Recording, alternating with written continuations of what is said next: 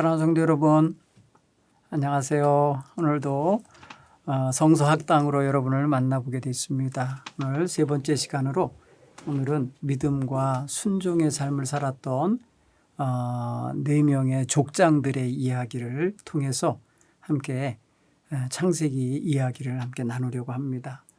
물론 창세기 각 장마다 절마다 찾아가면서 읽을 거는 아니지만은 창세기가 증언하고 있는 네 사람의 주요 인물을 중심으로 함께 공부하는 시간을 갖도록 하겠습니다.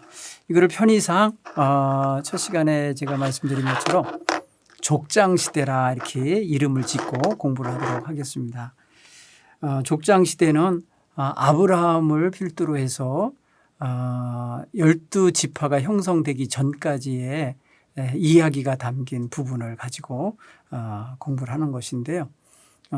우리 성경에서는 창세기 12장부터 창세기 50장까지를 생각하면 되겠습니다. 창세기 12장에선 제일 처음에 등장하는 인물이 우리가 잘 알듯이 아브라함이죠. 한번 제가 읽어보겠습니다. 창세기 12장 1절로 2절이네. 여호와께서 아브라함에게 이르시되 너는 너의 고향과 친척과 아비의 집을 떠나 내가 네게 보여줄 땅으로 가라. 내가 너로 큰 민족을 이루고 네게 복을 주어 네 이름을 창대하게 하리니 너는 복이 될지라. 이게요, 이스라엘 백성에게는 굉장히 중요한 하나님의 선택하시는, 아브라함이라고 하는 그들의 조상을 선택하시는 말씀이에요. 그래서 선민이 되는 아주 중요한 자리가 되는 그 말씀이죠. 우리가 원역사에서도 이제 공부하면서 잠깐 언급했지만 노아의 세 아들 가운데 큰 아들 셈이라는 아들이 있었는데 그 셈의 족보를 보니까 그 족보 끝에 누가 등장하느냐 하면 아브라함의 아버지인 데라가 나오잖아요. 데라의 아들은 아브라함과 하란과 나홀이었다라고 말하는 말씀을 우리가 공부했었습니다. 그러면 이 셈 계열의 노아의 아들 셈 계열의 이제 자손 중에서 아브라함이 하나님께 선택, 이렇게 뭐랄까요? 픽업됐다 그럴까요? 뽑으신 게 된 거예요. 그로 인해서 하나님이 어디까지 얘기하시냐면 너로 큰 민족을 이루어 라고 하는 큰 민족으로 가게 될 그 계획을 가지고 한 사람, 그 아브라함이라는 한 사람을 뽑은 거예요. 그래서 오늘 그래서 아브라함부터 한번 공부해 보도록 하겠습니다. 아브라함 이야기는요, 창세기 12장부터 23장까지가 본격적으로 나오고 24장에 가면서부터 이삭의 이야기가 같이 물려져 나옵니다. 그래서 아브라함이 죽을 때까지를 아브라함의 시대라 이렇게 여긴다면요, 여러분 24장까지 25장까지를 봐야 돼요. 그런데 그 사이에는 24장 5장에는 누가 같이 섞여서 나오냐면은 이삭의 이야기, 결혼 이야기와 그 다음에 25장에 가면은 아브라함의 죽음 이야기와 함께 뭐가 나오냐면 에서와 야곱이 출생한 이야기까지 같이 나오게 됩니다. 그런 면에서 아브라함의 죽음까지를 생각한다 그러면요, 25장 초반부에 까지만 보면 돼요. 11절까지만. 그래서 아브라함 시대를 그렇게 구별해 보고요. 두 번째 이삭의 시대는요, 그럼 약간 겹치지만은 24장부터 26장, 27장까지를 보면 좋겠어요. 왜냐하면 27장도 그 이삭이 야곱에게 축복하는 장면이 나오는데 거긴 또 야곱과 겹쳐 나오기 때문에 나중에 야곱 이야기할 때도 같이 이야기할 거리입니다. 그래서 이삭의 이야기는 사실 28장 아주 초반부 5절까지만 나오게 돼 있어요. 그리고 야곱의 시대는 아까 말씀드린 것처럼 27장 이제 등장하는 그 장면이 있어요. 어떤 장면이 나오냐면은 엄마랑 같이 이렇게 아버지의 축복을 따내는 작업한 장면 있잖아요. 그런 장면들이 시작이 됩니다. 물론 그 이전에도 이제 조금 약간의 에피소드가 있죠. 에서와 야곱이 태어나서 장자의 명분을 가지고 팥죽을 쑤어서 주고 또 장자의 명분을 사고하는 장면이 25장에 같이 겹쳐져 있어요. 그러니까 25장, 26장에는 아브라함 이야기도 약간 나오고요. 이삭의 이야기도 나오고 야곱과 에서 이야기도 나오는 그런 부분이에요. 그래서 이삭의 이야기는 28장까지 보고요. 그다음에 야곱의 이야기는 27장부터 본격적으로 36장까지 이야기를 보면 될 것 같아요. 그리고 37장에 요셉의 이야기가 나오고 38장에 유다의 이야기가 나오고 다시 39장부터 50장까지는 요셉을 중심으로 한 이야기가 나오고요. 물론 왔다 갔다 합니다만 그 사이에 야곱의 이야기 잠깐 가나안 땅 이야기가 40몇 장인가요? 42장인가에 나옵니다. 왜 그러냐면 이제 식량을 사러 가네 마네 하면서 나머지 11 형제와 아버지 사이에 있었던 이야기가 잠깐 나오기 때문에 그렇습니다. 어쨌든 우리 큰 범주에서는 그것을 요셉의 이야기 속에 넣고 함께 공부를 좀 하도록 하겠습니다. 자, 오늘 이야기 속에 그래서 창세기 1장부터 11장까지 원역사를 떼내고 이제 12장부터 50장까지 족장시대의 이야기다 이렇게 정의하겠습니다. 이 족장시대의 이야기에 제일 먼저 이제 우리가 생각해야 될 게 뭐냐면 하나님의 선택 그리고 하나님의 언약 이 두 가지를 함께 생각해야 돼요. 하나님이 선택한 사람과 하나님이 약속을 하신 게 있어요. 여러분 이제 앞으로 공부하겠지만은 아브라함과도 약속한 거, 이삭하고 약속한 거, 야곱하고 약속한 게 대동소이하게 거의 똑같다고 할 수 있는 약속이 있어요. 그게 뭐냐면 땅에 대한 약속과 자손에 대한 약속이 들어 있습니다. 여러분 그것을 함께 공부할 수 있는 그런 시간이 됐으면 좋겠어요. 특별히 하나님이 언약을 사람하고 맺었다라고 할 때에 이거는 정말 하나님께서 어떻게 보면 자기를 백성들에게 사람들에게 확실하게 믿게 하고 그 약속을 확실하게 이루시겠다고 하는 적극적인 행동이신 거죠. 하나님이 그냥 무슨 약속까지 할 필요가 뭐 있어요. 내가 그렇게 하마 그렇게 선언하시면 되는데 약속까지 하셨어요. 그게 바로 언약식이 있는데 그것이 이제 15장에 가면은 아브라함으로 하여금 재물을 준비하게 하고 나중에 횃불을 그 사이에 지나가게 하시면서 하나님이 언약하는 장면이 분명히 드러나거든요. 여러분 이 당시의 언약은요. 그 고대 시대의 언약은 어떻게 했냐면요. 상호 우호적으로 지냅시다라고 하는 데서 언약을 했고요. 또 동맹을 맺읍시다 하는 가운데서 언약을 맺었고 개인과 개인 사이에는 재산을 거래할 때 땅을 사고 팔 때 뭐 이럴 때에 언약을 맺었고 맹세를 했어요. 그런가 하면은 이제 군주 왕과 신하 사이에 언약을 맺는 장면도 이제 나중에 다윗 시대까지 가면은 나오게 됩니다. 구약에서 이 언약이라는 말을 브리트 아니면 베리트라고 이렇게 읽어지는 히브리어인데 이건 쪼갠다는 의미가 들어 있어요. 이게 쪼개놓는다라고 할 때에 그 쪼개놓은 짐승 조각 사이로 이렇게 통과하면서 의식을 갖는 건데요.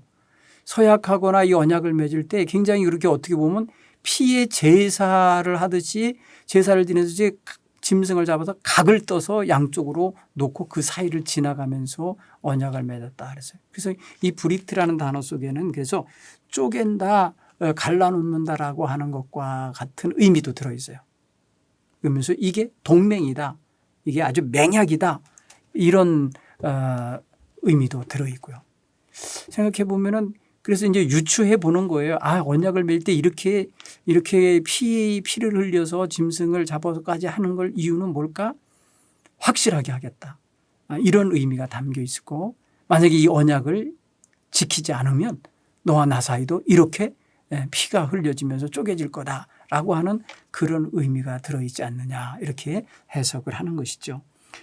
어쨌든 우리는 그런 언약이 맺어지는 관계를 하나님이 친히 인간과 맺으셨다는 데에서 그게 은혜다. 하나님이 친히 그렇게 안 하셔도 되는데 명령하시고 선포하시기만 해도 되는데 언약까지 맺어주셨으니 확실하게 이루시겠다는 그런 의미다라고 이해할 수 있으면 좋겠습니다.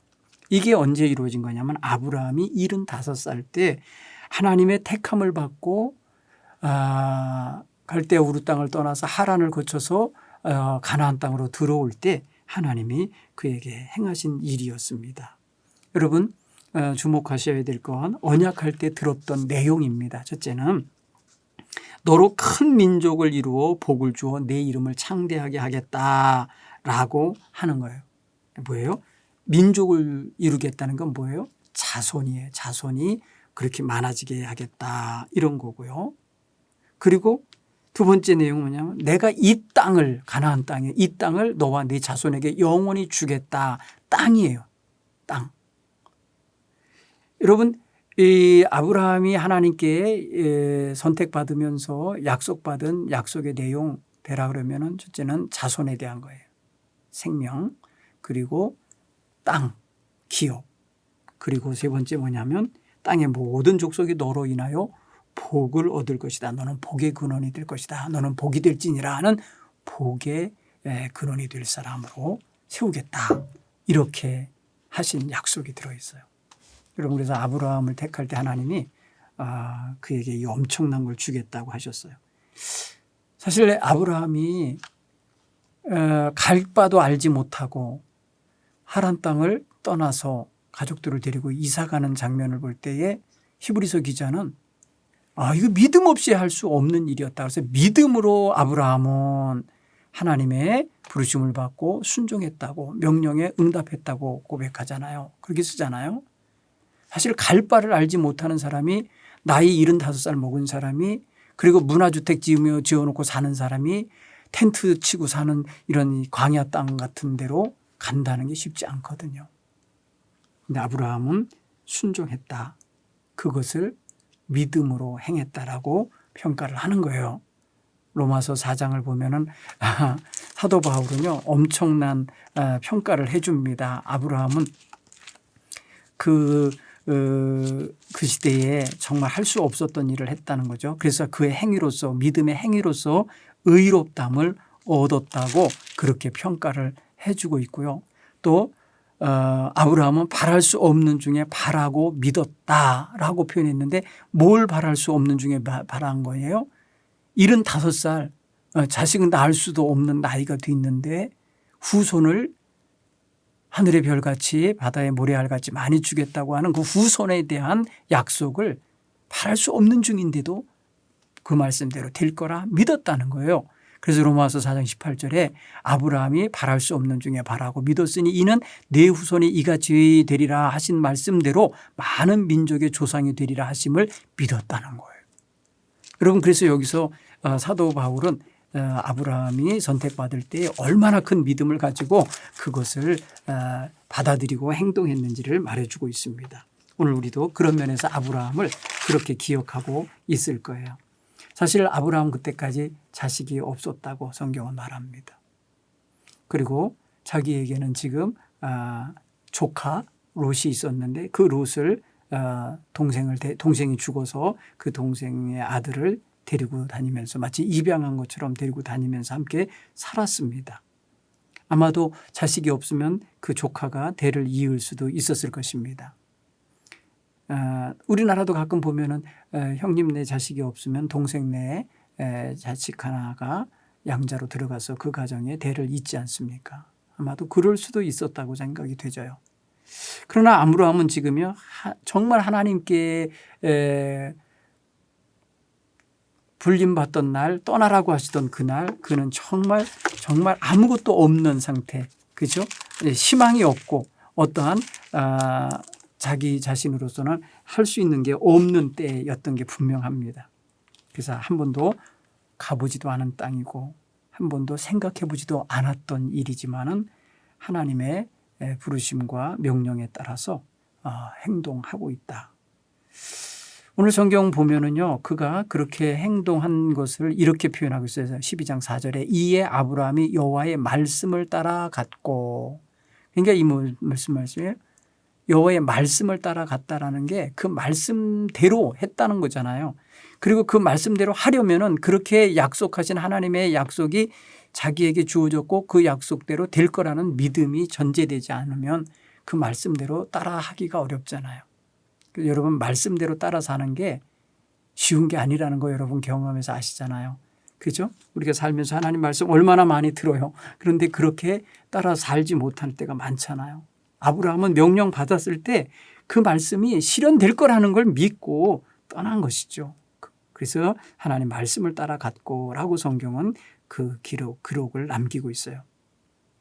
물론 실현 가능성이 있든 없든 그것은 사람의 생각이지만 하나님은 그 뜻대로 이루실 거라는 걸 믿는 사람이면 행할 수 있는 것이죠. 하나님께서 약속을 내리실 때에는 그 약속을 이루시겠다고 하는 분명한 계획과 의지가 있으셔서 하신 것이기 때문에 하나님이 하신 것이죠. 예를 들어서 하나님이 가능성도 없는 늙은 사람을 왜 택해? 젊은 사람을 택해야 그냥 가서 자식 낳고 사는 게 쉽겠지. 이렇게 생각할 수도 있잖아요. 그런데 일반적으로 사람들이 생각할 때 소망도 없고 아직 가능성도 없고 이런 가지 저러 가지로 인간의 능력을 할 수 없는 나이에 있는 사람을 택하신 걸 봅니다. 하나님의 전권적인 역사와 능력을 확실하게 보이시겠다는 의지도 담긴 거라 믿습니다. 하나님 아브라함을 선택했는데 아브라함은요 진심으로 순종하고 또 진심으로 따라야 되죠. 그런데 이 사람이 가던 도중에 좀 엉뚱한 실수를 몇 번 합니다. 여러분 잘 아는 거 그 가운데 하나가 바로 흉년이 들었다고 하나님 주신 그 땅을 어떻게 했어요? 버려두고 애굽으로 내려가는 일이 있었습니다. 그로 인해서 벌어진 일은 없어도 될 일이 생겼죠. 그게 바로 아내를 바로 임금에게 빼앗기는 일이죠. 여기 빼앗기기 전에 그는 애굽에 가까이 이르렀을 때 그의 아내에게 말합니다. 내가 알기래 그대는 아리따운 여인이라. 애굽 사람이 그대를 볼 때 이르기를 이는 그의 아내라 하여 나를 죽이고 그대를 살리리니 원하건대 그대는 나의 누이라 하라. 그러면 내가 그대로 말미암아 안전하고 내 목숨이 그대로 말미암아 보존되리라. 여기까지만 생각을 했어요. 자기 아내가 남의 남자의 여자가 되는 거, 남의 남자의 품으로 들어간다는 거에 대해서는 생각 안 하고. 여러분 이렇게 되면 하나님이 그 사라를 통해서 주시겠다는 약속의 아들은 어떻게 되는 거예요? 여기서 큰 실수를 하는 거예요. 하나님이 주시겠다는 땅을 떠나지 말았어야 되는데 그 땅에 가뭄이 심하고 흉년이 심하다 하여서 애굽으로 간 것은 하나님의 약속을 믿는 자로서 하나님의 약속에 합당한 행동이 아니었다라는 걸 나중에 알게 되죠. 그리고 돌아와서 그가 가나안 땅을 다시금 이제 삶의 근거지로 놓고 살게 되는 사이에 이제 무슨 일이 벌어지느냐 하면은 또 한 번의 실수를 하게 됩니다. 그건 하나님 앞에 약속을 받은 언약을 하나님과 맺은 다음인데도 이런 실수를 하는 것으로 성경은 기록돼요. 하나님께서 아브라함과 창세기 15장에서 약속을 하셨거든요. 하나님 뭐라냐면 나를 위하여 3년 된 암소와 3년 된 안염소 3년 된 순양 그리고 산비둘기와 집비둘기를 가져다가 그것들을 중간을 쪼개고 그 쪼갠 것을 마주대하여 놓고 하나님과 언약을 맺자는 것이었어요. 그래서 그날 하루 종일 그렇게 했습니다. 그러다가 잠들어 버렸어요. 근데 하나님께서 그 흥함과 어두움 속에서 아브라함에게 나타나셔서 내가 네 자손을 이방에서 객이 되어 이제 그들을 섬기게 할 거다. 400년 동안 그리 할 거다. 자손 지금 한 명도 없는데 자손이 앞날 그렇게 될 거라는 걸 지금 예정하시고 예언하시고 말씀하셔요. 그러나 그들이 이제 섬기는 나라에서 이제 큰 재물을 모아서 돌아오게 될 거다. 그리고 너는 장수하다가 이제 자손의 4대 너는 장수하다가 평안히 조상에게 갈 거고 네 자손은 그곳에서 이제 큰 민족이 돼서 돌아오게 될 거다 하시면서 타는 횃불로 쪼갠 고기 사이를 지나가게 했다. 누가 들고 간 게 아니에요. 하나님의 횃불이에요. 그래서 그것을 언약이 체결되게 하신 거예요. 성경은 15장 18절에 그날에 여호와께서 아브라함과 더불어 언약을 세워 이르시되 내가 이 땅을 애굽 강에서부터 큰 강 유브라데까지 네 자손에게 주노니 하면서 땅을 주겠다 하시고 또 자손을 주겠다 하신 약속을 그날 거기서 언약으로 확정 지어주세요. 아니 이렇게 그러면 언약을 받았으면 아브라함은 그냥 확신하면서 살면 되는데 그러지 않고 아내 사라가 소곤소곤한 거를 그냥 따라서 했어요. 뭐냐? 나 출산 못하니까 내 여종, 내 몸종 하갈을 줄 테니까 그 하갈에게서 아이를 얻어서 하나님이 주시겠다는 자손을 좀 이렇게 채워가라. 뭐 이런 식의 이게 말을 했는 거예요. 거기에 조금의 고민도 없고 하나님께 물어봄도 없고 자세히 살펴봄도 없이 행동해요. 이게 또 두 번째 실수예요. 큰 실수예요. 아내를 넘긴 것도 실수요. 지금 아내 아닌 딴 여인으로 하여금 자식을 낳으려고 하는 것도 이것도 실수죠. 우리가 자꾸 실수라고 표현하면 좀 나쁜 의미에서만 보지 말고 성도가 성장해 가는 동안에 갈팡질팡하는 모습 그것과 같다라고 생각하면 돼요. 아브라함이 하나님에 대해 절대적인 신뢰를 제대로 못 갖고 있었던 걸 알 수 있어요. 이때가 여러분 86세라고 합니다. 그러니까 75세에 하나님 불림 받았죠. 그리고 임신 기간 10달 빼면 85세 때 실수한 거겠죠.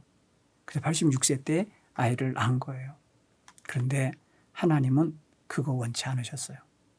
그래서 하나님은 다시금 아브라함이 99세 됐을 때, 그러니까 한 14년 지났을 때에 그에게 나타나셔서 말씀하십니다. 내가 너에게 언약을 세워서 너로 크게 번성하리라 이렇게 말씀했더니 아브라함이 말하기를 뭐라고 표현하냐면 나 지금 뭐랄까요? 이 나이에 어떻게 아이를 낳겠습니까? 이러면서 자기에게는 지금 이스마엘이 있으니까 그와 함께 그냥 하나님 앞에서 살기 원하나이다 이렇게 말해요. 그럴 때 하나님 아니라는 거예요. 그러시면서 그날 아브라함의 이름을 아브라함이라 이름을 바꿔주시고 사레라는 이름을 사라라 이름을 바꿔주셨어요. 그날. 그리고 그에게 확실하게 말합니다. 이스마엘이 아니다. 이스마엘이 아니고 내가 너로 하여금 사라를 통하여 아이를 주겠다는 거예요. 아들을 주겠다. 그리고 그 아들 이름은 이삭이라고 해라. 확실하게 말씀하신 거예요. 아이들을 주겠다. 그리고 그 아들 이름은 이삭이라고 해라. 내년이다. 이렇게 말씀하신 거죠. 그랬더니 아브라함이 하는 소리가 확실히 믿지 못하고 있었다는 걸 말해주는 거예요. 뭐라고 표현해? 아브라함이 엎드려 웃으며 마음으로 이르기를 100세 된 사람이 어찌 자식을 낳아? 사라는 90세이니 어찌 출산을 해? 이렇게 말을 했다는 거예요. 여러분 창세기 17장 17절 보면은 아직도 하나님 앞에 대한 믿음이 확실하지 않았던 것 같은 느낌이 하나님의 약속에 대한 것. 인간적인 방법을 믿은 거예요. 이스마엘 낳는 방법. 근데 아브라함은 하나님은 하신 거예요. 아브라함의 그런 생각. 그래서 19절에 이렇게 말씀하신 하나님이 이르시되 아니라 네 아내 사라가 네 아들을 낳으리니 너는 그 이름을 이삭이라 하라. 내가 그와 언약을 세우리니 그의 후손에게 영원한 언약이 되리라. 벌써 태어나지도 않고 생기지도 않은 자식하고 그 아들하고 언약을 맺겠다고까지 얘기하셔요. 이름 주셨죠. 언약 맺겠다고 하셨죠. 그리고 그 언약은 그 자식의 후손, 그러니까 아직 태어나지도 않고 생기지도 않은 자식의 후손하고도 영원할 것이다. 이렇게 말씀을 하시면서 아주 강력한 약속을 하십니다. 여러분 이런 약속을 받고 나서 그 다음 해에 정말 아들을 얻게 되잖아요. 사라도 사실 그때까지 믿지 않았어요. 사라도 하나님의 약속을 믿지 않을 때에 장막 뒤에서 그 소리 듣고 피식 웃었잖아요. 그때 너 왜 웃냐고, 사라가 왜 웃냐고 그랬더니 나 안 웃었다고 막 변명하지만 하나님 다 들으시고 보시고 아신 거예요. 그래서 이삭이라 이름을 지어줄 때에 이미 그 속에 웃음이라는 뜻의 의미가 담긴 이삭이라는 이름을 주신 것 같아요. 사라가 두려워서 말합니다. 이르되 내가 웃지 아니하였나이다. 그랬더니 아니야, 네가 웃었잖아. 이렇게 말씀하시며 18장 15절 말씀하세요. 여기 보면 사라도 역시 믿지 않았다는 걸 알 수 있어요. 그런데 21장에 가면은 사라가 임신하여서 아들을 낳게 됐다라고 성경은 말합니다. 21장 여호와께서 말씀하신 대로 사라를 돌보셨고 여호와께서 말씀하신 대로 사라에게 행하셨으니, 여러분 창세기 21장은요 분명히 두 번이나 강조해요. 여호와께서 말씀하신 대로, 하나 여호와께서 사라에게 말씀하신 대로 행하셨다라고 두 번이나 강조해서 말해요. 사라가 임신하고 하나님의 말씀하신 시기가 되어 노년에 아브라함에게 아들을 낳으니 아브라함이 그에게 태어난 아들 이름, 사라가 자기에게 낳은 아들 이름하여 이삭이라 하였고, 이렇게 표현하잖아요. 여러분 21장에 가서 저들의 어떤 의심이나 미심쩍은 것이나 이런 것들이 다 해소가 되겠죠. 물론 저는 21장 거기에서 임신하여 지는 순간 임신한 걸 알 때부터 사라졌을 거라는 생각이 들지만, 출생했을 때 아들이라는 거 확실하고 그 아들의 이름을 이삭이라 지어주면서 야, 하나님은 말씀하신 대로 하시는 분이구나 라는 걸 확실히 믿었을 것 같아요. 어떻습니까? 하나님께서 말씀하신 거 여러분 그대로 되리라고 믿습니까? 여러분 모두 다 믿게 되기를 바랍니다. 그리고 하나님은요, 하나님의 약속의 자식이 아닌 하갈이 낳은 이스마엘과 하갈을 그 집에서 분리해 내게 하셨습니다. 그리고 하나님은 아브라함이 정말 하나님의 약속대로 이제 이스마엘도 떼어보내고, 그리고 난 다음에 이삭만 사랑하면서 기르는 가운데 그 아들을 너무 애지중지하는 때 시험하시잖아요. 그 아들을 내게 번제로 바치라 할 때 어떻게 했다고 그랬어요? 그가 순종하죠. 그죠? 22장 보면 그 일 후에 하나님의 아브라함을 시험하시려고 그를 부르시되 아브라함아 하시니 그가 이르되 내가 여기 있나이다. 여호와께서 이르시되 내 아들을 네 사랑하는 독자 이삭을 데리고 모리아 땅으로 가서 내가 네게 알려준 산 거기서 그를 번제로 드리라. 여러분 번제라는 게 뭐예요? 정말이지요. 완전히 다 그 제물을 불태워서 하나님께 드리는 제사예요. 결국 다른 말로 말하면 네 아들을 제물 삼으라 하는 거예요. 인신제사를 하나님 받으시나? 이건 참혹한 제사인데 하나님이 이걸 명령하실 때 뭐냐면 이런 것까지도 이 아브라함이 순종하는가 보시려고 시험하신다는 거예요. 그랬더니 정말 아브라함은 아무 말하지 않고 꾸역꾸역 그 일을 행합니다. 그죠? 여러분 히브리서 기자는 그래서 이걸 뭐라 그러냐면 믿음으로 행했다고 그래요. 죽은 자 가운데서도 다시 살아나게 하실 거라는 그 하나님의 능력을 믿고 행한 거라고 믿음으로 반하고 있습니다. 여러분도 그렇게 읽혀지나요? 얼마나 초조 긴장하면서 읽게 됩니까?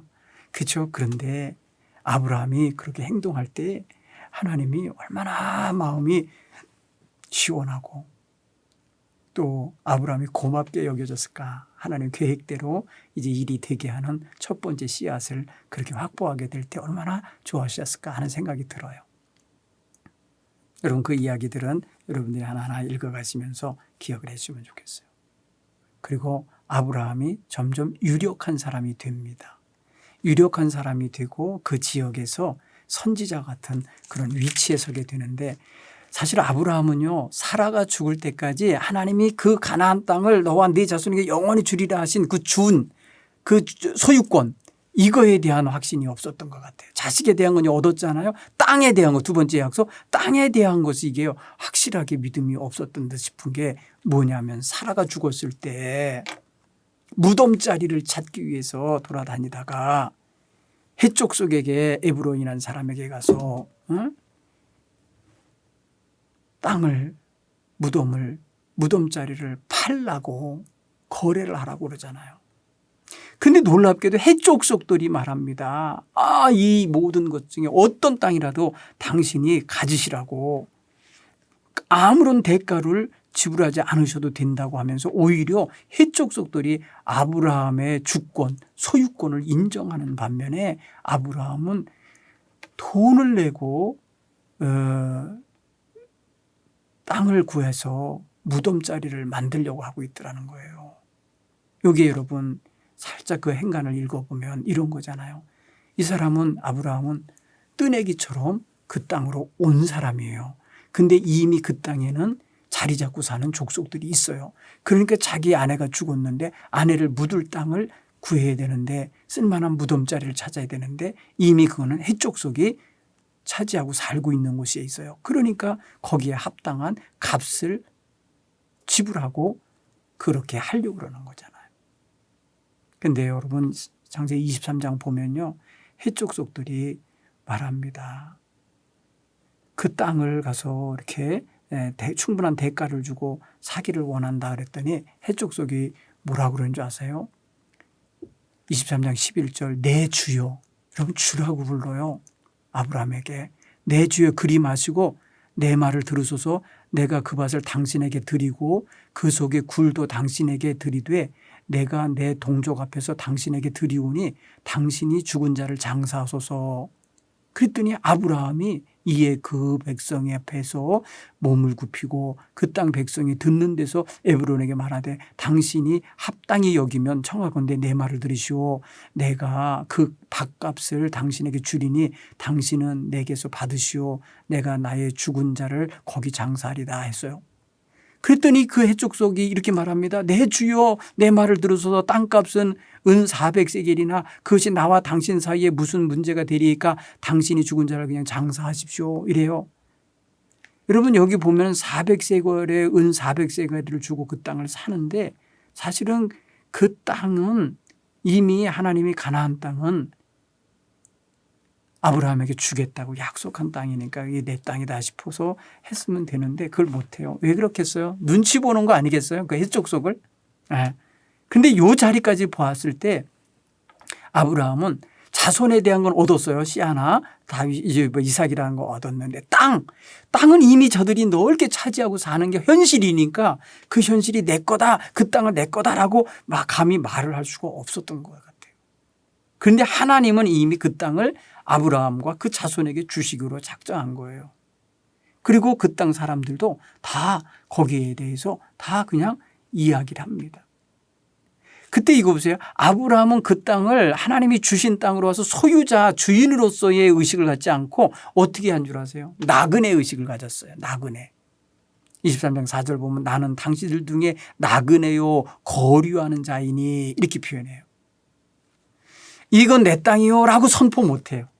하나님이 주신 땅이 확실한데도. 그러니까 여러분 보세요. 여기에 대해서 이 헷족속은 뭐라고 그러는지 아세요? 헷족속이 아브라함에게 이르되 내 주여 들으소서. 당신은 우리 가운데 있는 하나님이 세우신 지도자십니다. 이렇게 말한다고요. 여러분 헷족속이 아브라함에 대하여 하나님이 세우신 지도자라고 인정하고 있어요. 23장 6절에. 그런데 아브라함은 스스로 뭐예요? 나는 당신들 중에 나그네요. 거류하는 뜨내기입니다. 뭐 이렇게 얘기를 하고 있잖아요. 여기에서 여러분 하나님께서 우리를 세상에 모든 것에 대한 권세를 주시고 하늘나라 권세를 주셨음을 확신하시면서 선포하고 사셔야 돼요. 마귀 권세에게 사단 권세에게 그렇게 선포하면서 하는 것을 여러분들이 가지시기를 바랍니다. 여러분 이게 이제 이렇게 하면서 옥신각신 하면서 이제 아브라함은 거의 그 땅에서 이제 터잡고 살기 시작을 하는 모습이 이제 나옵니다. 그러고 나서 24장부터 드디어 아브라함은요 가나안 땅에 대한 확신이 생겼는지 그 땅을 안 떠나려고 그러고 그 땅에서 자기 자손이 안 떠나기를 바래요. 그래서 24장에 보면 이삭을 장가 보내야 되는데 장가 보낼 때에 가서 종을 대신 보내갖고 여자를 구해오라고 보내잖아요. 종이 가면서 말합니다. 만약에 여자가 안 따라오면 당신의 아들을 데리고 가서 구할까요? 그랬더니 안 된다는 거예요. 이 땅 내 아들 떠나지 못하게 하라는 거죠. 그 땅에 대하여 확신을 가지고. 자, 아들은 하나님 주시겠다는 자손을 위한 씨고요. 땅에 대한 건 자기가 이제 하나님이 자기가 그 땅을 주셨다는 걸 확신하기 때문에 이삭을 그 땅에서 한 발짝도 떠나지 않도록 하기 위해서 장가 보내기 위하여 색시 구하는 것을 위해서 신부 구하는 걸 위해서 직접 나서지 못하게 해요. 이방 땅으로 가는 거 원치 않아요. 그거 보면요 24장에 가서야 아브라함이 자손에 대한 것이나 땅에 대한 이런 확신을 갖는 것 같은 느낌을 받아요. 자, 우리 24장부터 이삭의 이야기 나오는데요. 이렇게 해서 아브라함은요 늙어가고요. 그러고 나서 누구예요? 사라는 먼저 죽어서 그 헷작소 에브론의 무덤에 묻히게 되고요. 그 이후에 이제 아브라함은 25장에 보면 후처를 얻어서 또다시 아들 6을 낳았다고 성경은 기록합니다. 아브라함이 자식이 8인 거죠. 이스마엘, 이삭, 그리고 25장에 등장하는 6명의 자식이 또 있어요.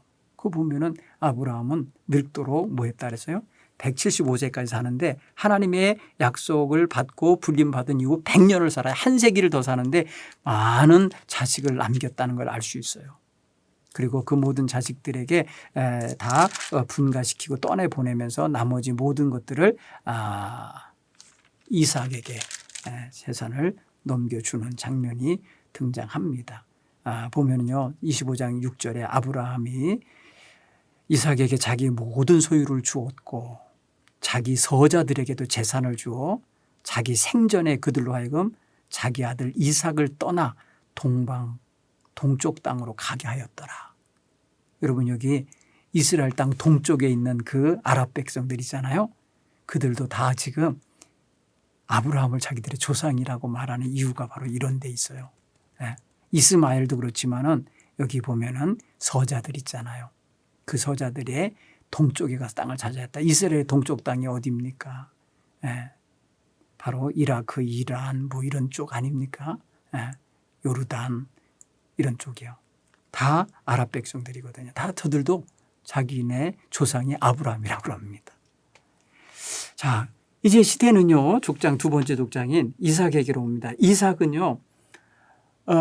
참 수줍은 사람 같기도 하고요. 여성 같은 느낌이 들어요. 여성적인 성향이 좀 강한 것 같아요. 아버지 어머니 늙어서 낳은 자식이라서 그런지는 모르지만은 상당히 보호받으며 자라는 것 같고요. 그래서 어떤 사람들과 어떤 그 마찰이나 대결 같은 게 거의 없어요. 여러분 이삭의 출생 이후에 성장하는 과정을 세세히 다루진 않고 있지만은 성경에 보면은 그는 창세기 24장부터 살짝 21장부터 등장을 하면서 22장에 국회 그냥 재물될 뻔하고 그죠?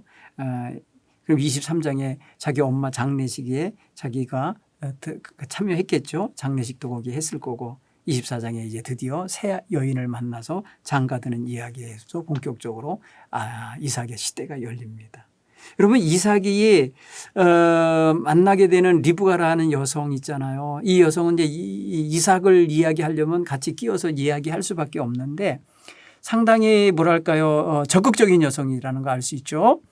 아브라함의 종이 가서 보도 듣도 못한 신랑감 이야기를 할 때에 따라가겠다고 하고서 나오는 거 보면은 대단한 여성이잖아요. 그렇죠?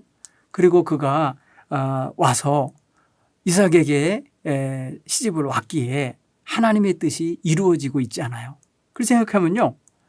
리브가는 하나님이 이삭을 위해서 준비해 놓은 신부라는 걸 알 수 있어요. 이야기가 그래요. 한번 여러분 성경을 읽어보면 참 재미있어요. 24장 읽어보면 야, 이 참 당돌하고 대범하고 적극적이고 비전이 있는 여성이구나. 정말 여장부구나. 그래서 그것만 봐도 이 가정을 이끌어갔던 주된 뭐랄까 이 파워는 리브가에게 있었을 것 같은 느낌이 들어요. 이런 적극성이 있잖아요. 게다가 나중에 그 쌍둥이 자식 둘 중에 막 뱃속에서 싸울 때 하나님께 적극적으로 기도하는 장면을 보면 하나님의 뜻을 먼저 파악하고 있는 여인이에요. 이 두 아이 중에 누가 하나님의 뜻을 이루어 가야 될 씨가 될지를 알고 있었잖아요. 그러니까 나중에 목숨을 걸고 남편 눈 어둔 걸 이렇게 이용해서 장자의 축복을 받게 둘째 아들 야곱을 돕는 모습을 보면 굉장히 적극적이라는 걸 알 수 있어요. 엄마의 주도 면밀한 모습으로 행하는 것을 볼 수가 있어요. 여러분 이 리브가에 대해서 제가 언젠가 그 여선교회 헌신 예배 때 아주 적극적인 여성임을 제가 한번 강조하면서 설교한 기억이 나는데 정말 그런 면에서 보면 이삭은 정말 적극적인 여성과 결혼하게 됐다. 물론 자기가 선택한 거 아니죠. 자기가 선택한 게 아니고 여성이 선택한 거예요. 그죠? 이 아브라함의 종이 가서 소개하고 전해졌을 때 그 소식 듣고 자기가 결정하고 온 거예요. 이삭이 가서 나랑 결혼합시다 이렇게 구애한 게 아니라고요. 그럼 여성이 택한 거예요. 그거 보면 상당히 적극적인 여성이었다는 걸 알 수 있고요. 이 여성을 통해서 하나님께서는 뜻하신 뜻을 이루어 가는 걸 하나하나 보게 되는 겁니다. 특별히 여러분 이삭을 통해서 여러분들이 또 생각해야 될 게 있다면 이 사람은 굉장히 뭐랄까 자기가 적극적이지 못해서 그럴지 몰라도 에서를 큰아들 에서를 좀 사랑했던 것으로 성경은 말합니다. 이걸 좀 이렇게 뭐라 그래야 되나요? 편애한다 그래야 되나요? 좀 적극성을 좀 나타내서 그런지 몰라도 아버지 마음에 에서가 더 마음에 들었어요. 그래서 이삭은 그 에서가 사냥해 온 고기를 좋아했다고 성경은 말합니다. 여러분 창세기 25장 27절 8절을 보면 이렇게 돼 있어요. 그 아이들 쌍둥이들이에요. 장성함에 에서는 익숙한 사냥꾼이었으므로 들 사람이 되고 들로 나다니는 그 유목민 같은 역할을 한 것 같고 야곱은 조용한 사람이므로 장막에 거주하니 전혀 다르죠. 들 사람 장막 사람 이렇게.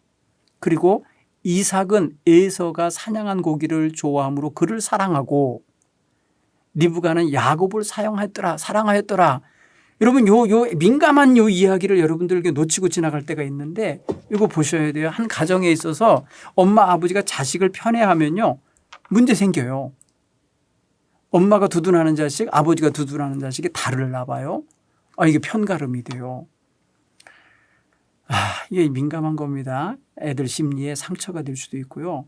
이거 조심해야 될 일이에요. 근데 아무튼 이삭의 가정에 이거 쌍둥이에 대한 태도가 너무 극명하게 구별되어 있었다는 거예요. 그러니까 여러분 마치 운명이 나뉘듯이 이렇게 나뉘는 거 보세요. 그런 면에서 여러분 또 여기서 우리 가정의 자녀들에 대한 부모로서 어떤 생각을 갖고 대하든지 자녀들의 편애하는 일이 없게 되기 바랍니다. 이삭은요 또 여기서 이게 편애하는 것 말고 이제 나이 들을 때 이제 나이가 60에 돼서 자식을 낳았는데 자식이 없다고 했을 때 20년 동안 자식이 없었거든요. 40에 결혼해서 60에 자식 낳을 때까지도 이 사람은 어떤 아버지처럼 다른 여자를 구하여서 자식을 낳으려 하거나 뭐 이런 건 없어요. 그런 면에서는 아버지보다 훨씬 낫죠. 반면에 자식을 낳기 위해서 또 어떤 노력을 한 건 아니에요. 다만 기도를 했다고 그래요. 아내를 위해서 기도했다고 성경은 표현하고 있습니다. 그런 면에서 이렇게 표현합니다. 25장 21절에 이삭이 그의 아내가 임신하지 못함으로 그를 위하여 여호와께 간구하며 여호와께서 그의 간구를 들으셨으므로 그의 아내 리브가가 임신하였더니 이렇게 표현했어요. 그러니까 아내를 위해서 이렇게 이제 20년 동안 기다리다가 그러니까 인내하면서 참 기다린 거죠. 그러다가 하나님 앞에 아내에게 자식을 주십시오. 물론 아내가 몇 살에 시집 왔는지 모르겠어요. 소녀 시절에 왔다고 하니까 20년 지나도 충분히 출산할 수 있는 그 젊은 여성이었으리라 봐요. 그런데 오늘 보면은 이삭은 그때 나이가 장가들 때가 40살이었고요. 그가 이삭을 낳았을 때 이삭이 두 아들을 쌍둥이를 얻었을 때 그때가 60이었다고 25장 26절에 말하고 있는 걸 보면은 늦이감치 아이를 얻은 거죠. 손주들 볼 나이에 자식을 얻은 거거든요. 또한 여러분 이삭은요 아버지처럼 또 뭐랄까요 이렇게 그 지역 사람들 그러니까 그 가나안 땅 사람들하고 이렇게 살아가면서 대결하거나 뭐 이런 건 아니에요. 그런데 아버지만큼 능력을 인정받거나 어떤 그 권세를 인정받은 게 아닌 것 같아요.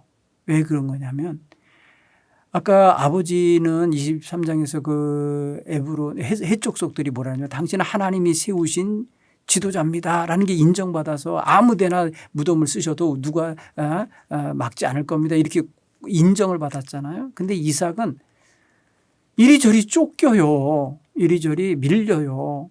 그래서 그 가나안 족속들, 특히 이제 오늘 여기는 그랄 백성이라고 표현하는데 26장에 아버지가 팠던 우물을 파면 또 메꾸고 쫓겨나고 뺏기고 쫓겨나고 하는 일을 몇 차례 하는 것을 볼 때에 이삭은 다툼을 싫어하고 경쟁을 싫어하고 싸움을 싫어하는 거, 평화주의자라는 거, 그런 거 좀 알 수 있어요. 이삭은 좀 다르죠, 아버지하고. 그래도 아버지 같은 그런 권세와 이런 거를 자기 힘으로, 자기의 그 세력으로 얻지 못하고 있어요. 나중에 하나님이 그렇게 만들어 주세요. 하나님이. 어떻게 하냐. 우물을 파면 팔 때마다 다 뺏기고 밀리고 밀려갖고 어디까지 가냐면 저 남쪽 네게부 사막 바로 직전에 뭐냐면 부엘세바라는 데가 있어요. 그러니까 유대 땅에 사람이 살 수 있는 마지막 땅 같은 그런 데까지 밀려 내려가요. 부엘세바. 그곳에서 이삭이 거기서 샘을 얻어서 거기에 이제 주거지를 삼아 살아요. 그때 하나님이 뭐라고 하시는 줄 아세요? 그날 그리로 이사했을 때에 하나님께서 그에게 나타나서 이렇게 말해요. 나는 네 아버지 아브라함의 하나님이니 두려워 말아라. 내 종 아브라함을 위하여 내가 너와 함께 있어 네게 복을 주어 네 자손이 번성하게 하리라. 이 약속 하나님이 15장 17장에서 아브라함에게 했던 그 약속인데 오늘 여기 26장 24절에서 부엘세바까지 밀려온 이 이삭에게 하나님이 약속을 하세요. 이때부터 이 이삭은요 굉장히 담대하게 살게 됩니다. 그리고 그곳에서 하나님의 이름 부르며 거기서 장막 치고 거기서 이제 우물 파서 거기서 이제 그의 삶의 근거지를 확실하게 잡고 가는데 그의 능력이 점점 커져서요. 그가 하나님 앞에 큰 복을 받고 강해지는 것을 그 땅 사람들이 보고 두려워하게 됩니다. 그래서 그 땅에 사람들이 와요. 찾아와서 이삭에게 평화의 조약을 맺자고 오는 장면이 26장 26절 이하, 창세기 26장 26절 이하입니다. 아비멜렉과 그의 친구 아훗삿 그리고 군대 사령관 바골인가요? 비골을 데리고 와서 평화를 맺자. 왜 왔냐고, 날 미워서 떠나게 할 때는 언제고 왜 왔냐고 물었더니 그들이 말합니다. 28절에 여호와께서 너와 함께 계심을 우리가 분명히 보았으므로, 이렇게 표현해요. 여호와 하나님이 함께하는 사람이라는 걸 보고 두려운 거예요. 이제. 그러니까 누구로 인해서 강해지느냐? 하나님 때문에 강해지는 사람이에요. 이삭은. 그렇죠? 하나님이 그와 함께함을 보았으므로 우리와 너 사이에 이제 계약을 맺자, 이렇게 왔다는 거죠. 하나님이 강하게 해주시는 거예요. 이삭은 바로 그렇게 살아요. 사랑하는 성도 여러분, 우리 하나님의 성도들은요 하나님이 강하게 해주시는 은총 속에 사는 거예요. 영향력 확대되고 하나님이 함께 하시는 사람이기 때문에 함부로 해하지 못하고 함부로 손대지 못하게 만들어주시는 ಯಕ್속 속에 살아가는 걸 믿으시기 바랍니다.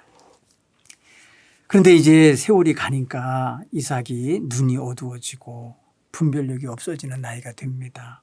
27장에 그래서 이제 자기가 죽을 때가 다 된다는 걸 알고 에서를 불러서 에서야 내가 네 사냥한 걸 먹고 너에게 마음껏 축복할 테니까 가서 잡아와라, 이렇게 했어요.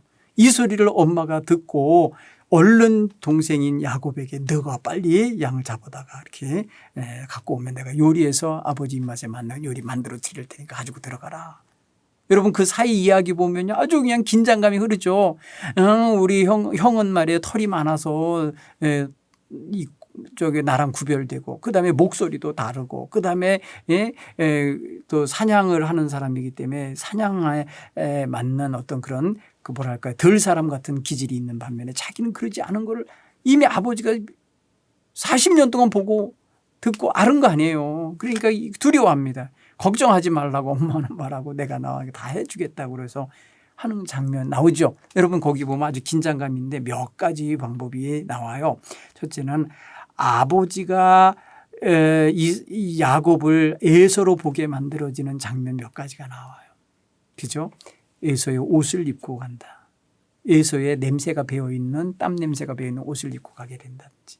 그죠? 여기다 염소털 가죽으로 손을 이렇게 해서 거칠거칠하게 털 많은 사람처럼 만든다. 그렇죠. 그리고 그 사냥을 해서 잡은 것 같은 그런 요리를 해서 가지고 간다. 거기 보면 아버지가 만져보기도 하고요.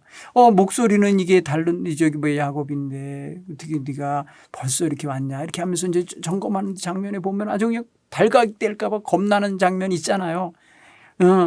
야 이거 뭐 목소리는 야곱인데 어떻게 또 냄새는 에서냐 뭐 이런 거죠. 그다음에 만져보잖아요. 몇 번이고 테스트하고 그리고 확인하는 과정을 보면 얼마나 야곱의 마음이 두근두근했을까가 느껴져요.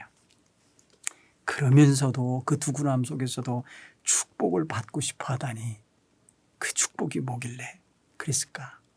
야곱은요 그 장자의 축복 같은 날 그냥 형의 발꿈치를 잡고 쫓아 태어난 아이로서 너무너무 억울한 것이 형으로 못 태어난 게 억울해서인지 장자의 축복이 얼마나 귀한 것인지를 너무 잘 알아서인지 그걸 반드시 얻으려고 그러잖아요. 장자의 명분은 팥죽으로 샀는데 이제 장자의 축복은 목숨을 걸고 지금 몰래 받고 있는 장면을 보게 됩니다. 여러분 이러기까지 이삭은 조금 여러분 명민하지 못한 장면으로 나오는데 마지막 부분에서 28장 서두에서 아이고야 이 내가 큰일을 저질렀구나라는 걸 알고 큰일이 벌어졌다는 걸 알고 에서의 눈을 피해서 야곱을 살리기 위해서 처가로다가 도망치게 하는 장면에서 보면은 축복하는 장면을 보면은 이렇게 말합니다. 이삭이 야곱을 불러 그에게 축복하고 당부하여 이르되 너는 가나안 사람들의 딸 중에서 아내를 맞이하지 말고 일어나 밧단 아람으로 가서 내 외조부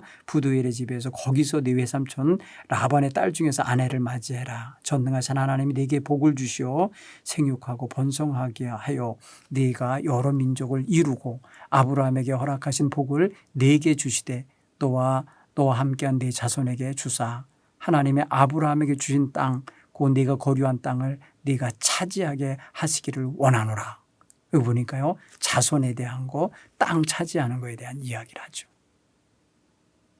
여기에 여러분 이삭이 자기가 그 혈육간 돼서 아내를 얻은 것처럼 자기 아들 야곱에게도 외가에 가서 외가의 사촌들이죠. 딸들과 결혼하라고 이렇게 당부하는 장면을 보면은 이방 민족과 피를 섞지 않게 하려고 하는 의지가 반영이 되어 있습니다. 유대 신앙도 여기에 반영되어 있다고 생각이 되집니다. 여러분 이렇게 보면은 이거 다 누가 연출하는 거냐? 가만히 보면 리브가가 뒤에서 다 연출하는 거라는 걸 알 수 있어요. 그 아내 리브가가. 왜냐하면 에서가 먼저 난 아들이 말이에요. 자기들 마음에 흡족하지 않게 행동하는 게 여기까지 있어요. 자기 마음대로 말이에요. 가서 이방 여자들, 가나안 여자들 데리고 와서 내 아내입니다 하고 데려다 놓질 않나. 그리고 좀 거칠고 막 이런 걸 자기가 봐서 영 마음에 안 들었을 것 같아요. 그런가 하면 임신하고 있을 때 하나님께서 태중에서 싸우는 두 아이 중에 작은 아이가 큰 자가 될 거다라고 말씀하신 것 때문에 아마 더 야곱에 대한 애착이 있는지도 몰라요. 어쨌든 이 모든 것을 좀 더 주도 면밀하게 이루어가는 사람은 리브가라는 걸 알 수가 있습니다. 어쨌든 이삭의 시대입니다. 이게. 지금까지 아브라함과 이삭 두 사람에 대해서 이야기를 하는데 시간이 많이 갔죠. 우리가 오늘 여기까지만 살펴보고요. 이제 다음 시간에 야곱과 요셉에 대해서 더 이야기를 나누도록 하겠습니다. 그럼 구약 성경 이야기를 여러분들이 관심 갖고 또 청취하시고 또 시청하시면 신앙생활이나 또 성경 이해하는 데 많은 도움이 될 거라 믿습니다. 고맙습니다. 다음 시간에 뵙겠습니다. 감사해요.